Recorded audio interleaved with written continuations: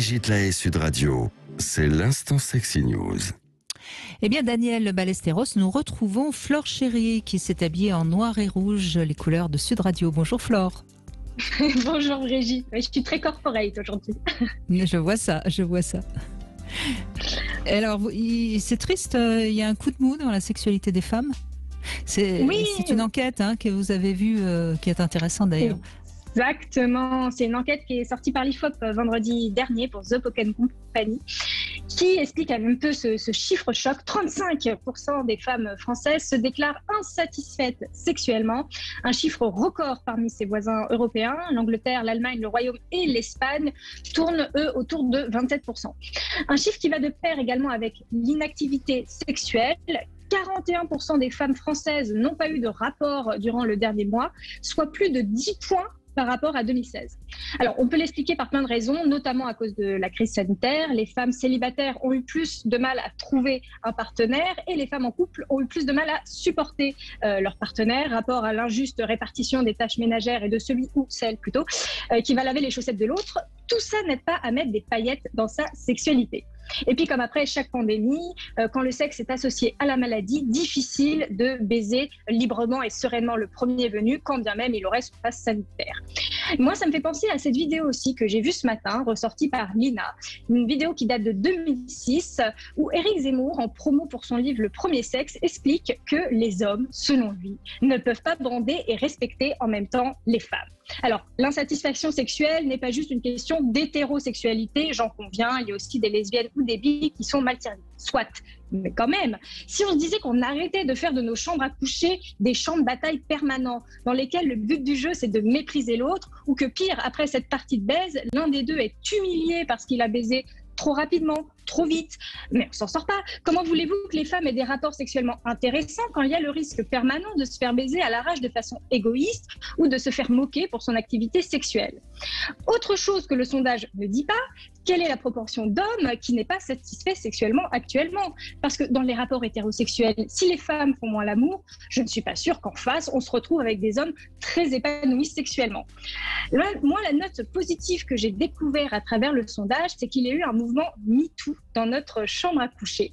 Les pratiques de, entre guillemets, domination telles que la bifle ou les jacques faciales popularisées par le porno sont en perte de vitesse, quand au contraire, celles qui réinventent les rôles de genre comme titiller la prostate chez les hommes, connaissent un regain d'intérêt. Ça ne veut pas dire qu'on va mieux au pieu, ça veut juste dire qu'une réflexion est en train d'être amorcée et que peut-être, si l'on regarde du côté allemand où les rapports entre les hommes et les femmes sont moins latins et peut-être plus apaisés, on arrivera au bout du compte à transformer notre sexualité en une belle fête pleine de paillettes.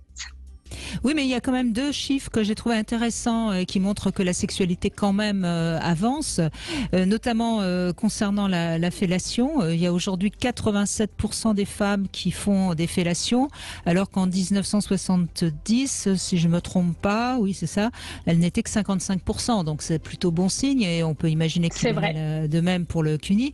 Et alors quant à la sodomie, elles sont 51% aujourd'hui à la faire, alors qu'elles n'étaient que 14% en 1970. Donc tout ça avance quand même dans le bon sens. Alors après, c'est sûr que 35% de femmes insatisfaites, ça me paraît... alors c'est beaucoup.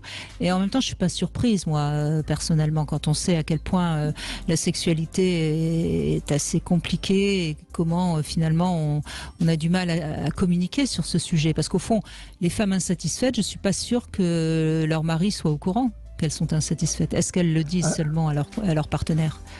À mon avis, le chiffre de 37% est trop bas. Moi, je dirais 80%, parce que il y a une. Non, franchement, moi, je consulte, je sais ce qui se passe.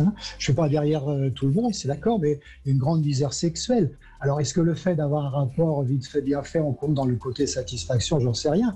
Mais les vrais rapports qui apportent tout ce qu'on a dit tout à l'heure sont extrêmement rares. Je suis désolé de le dire. Moi, dans ma patientèle depuis 40 ans, j'étudie ces choses-là et je peux vous dire que 38% ou 37%, ça me semble vraiment ridicule. À mon avis, c'est beaucoup plus que ça, franchement, y compris chez les hommes d'ailleurs. Alors, les techniques que vous venez de parler, la sodomie, etc., c'est pas ça qui va apporter une satisfaction sexuelle non plus. Hein. C'est une technique qui peut être faite comme ça, qui est issue, bien sûr, bien souvent des films pornographiques, mais c'est pas ça qui donne une vraie satisfaction sexuelle. Moi, je parle de la vraie satisfaction sexuelle, ce qui fait que le lendemain, on est joyeux, on se sent bien dans sa peau, que le soir, on est cool, on est bien. Oui, c'est ça, une grande différence entre tirer un coup, cunilingus, etc., et faire vraiment l'amour. Et je pense que vraiment l'amour, c'est en dessous de 80%. Après, ce que le porno a de positif, c'est que, comme disait Brigitte, il a permis une diversification des pratiques sexuelles. C'est pour ça que quand vous parliez de sodomie ou de cunis, pas la pratique en elle-même, c'est le fait que la pratique sexuelle s'est diversifiée. Avant, je pense qu'elle était très... ce qu'on appelle pénétrocentré, c'est-à-dire monsieur qui met son pénis dans le vagin de madame sans aucune conscience du clitoris ou de ce mot-là, de cette étrangeté. Je pense que le porno a ce mérite d'avoir permis un dialogue entre les deux sexes sur les sujets de sexualité et notamment sur la diversité des pratiques sexuelles qui pouvaient se faire, certaines donnant plus de plaisir ou moins, mais j'ai l'impression que ce discours, en tout cas, il est très très bien amorcé et il va de pair avec un épanouissement sexuel pour les femmes comme pour les hommes. Oui, hors de la pénétration, si effectivement tout ce que vous dites, cunilingus, etc., ça permet au rapport de se prolonger dans le temps et que la femme ait le temps de lubrifier, il ne faut pas l'oublier quand même. Ouais. Il y a des glandes quand même qui sont là pour lubrifier. D'ailleurs, je suis étonné aussi de la méconnaissance, c'est pour ça que dans mon livre « L'amour, c'est bon pour la santé », j'ai parlé de l'anatomie de l'homme et de la femme, de la méconnaissance de l'anatomie chez les hommes ou chez les femmes.